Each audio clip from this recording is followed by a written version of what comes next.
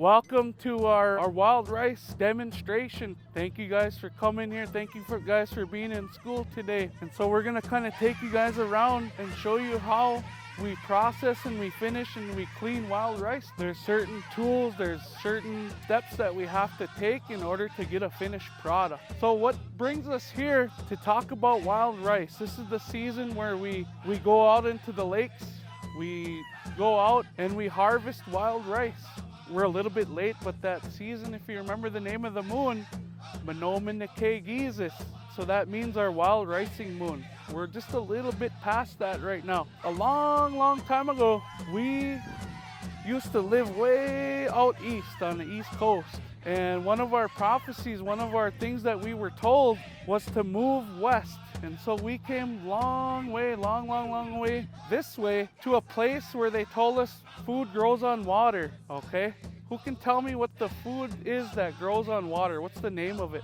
Wild rice, all right? Can we say Manoomin? In Ojibwe, say Manoomin. All right, that is our wild rice. And so we walked and we took us 100 years to find this place where food grows on water. And this is where we found it, in Minnesota, in Wisconsin. This is the only place in the world where wild rice grows. All right, you won't go anywhere in the United States but here where you find wild rice.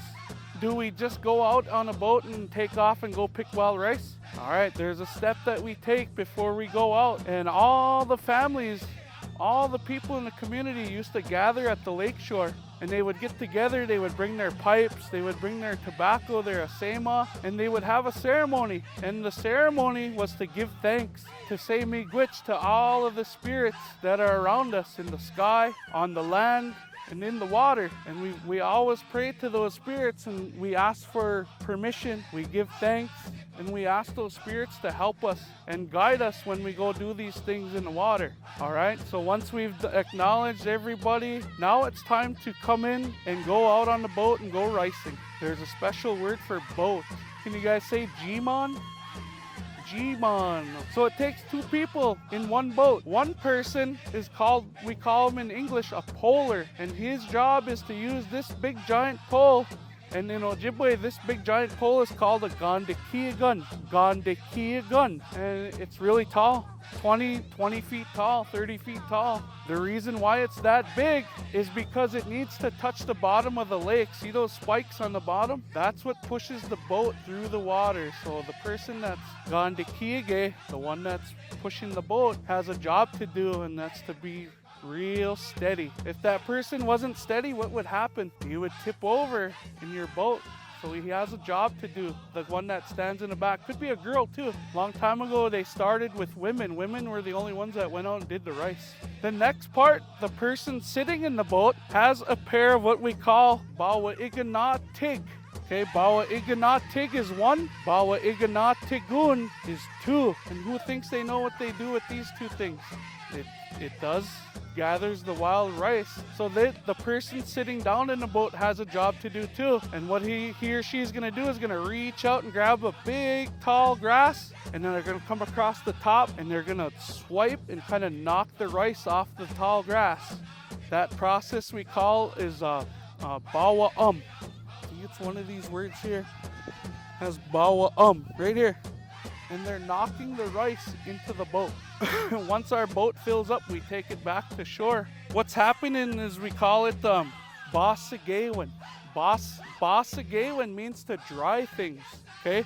So now you see all the rice in front of us. We have to lay it out so it dries out. And that's what you see in front of you. The bawa'iganatig means to dry things, okay? She or he dries things. And in this case, we're drying wild rice. We take it a next step further, and the next step is we're going to take our dried up wild rice and we're going to bring it over to this big kettle over here. Once we place wild rice in that kettle, we call it gaandakii'igan.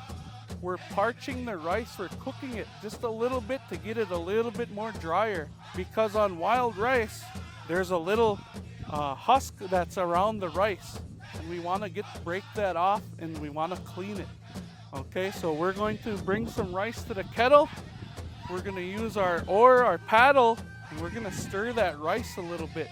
So after the rice is dried out In the air, Mother Nature takes over and dries it out. We go a step further and we come bring some rice to this big kettle here, and we do what we call gaandakii'igan. We're parching the rice. And so we set the rice in there and we stir it every little while because we don't want it to burn. We want to kind of just dry it out a little bit. There's another word in Ojibwe that we call, it's called ga'pizan. Ga'pizan means to dry it out too, to parch it. And so we would take this ore and we would move the rice around. And sometimes you knew when it was done drying out, you could kind of smell it. You can actually hear it popping. And so the people who stir it know just when it's ready to be done. And we don't want to burn it. We just want to make sure we dry it out and get it a little bit brown, okay? What you guys are looking at now, once we're done parching the rice in that kettle, we're gonna bring it over here and we're gonna let it cool off. We're gonna let it chill out for a little bit. If you guys want, you can take a little bit of this rice. Don't step on it, but smell it. Smell how it smells. It has a real, like a cooked smell to it. It almost smells like popcorn, or it smells like it's a little bit cooked on the stove. And this step is called, we say in Ojibwe, we say mimigushkam. Mimigushkam means to jig, or means to dance on the rice. And so when we mimigushkam, we make sure that we put on a soft pair of moccasins. And you see those moccasins in front of you. Can you guys say moccasin?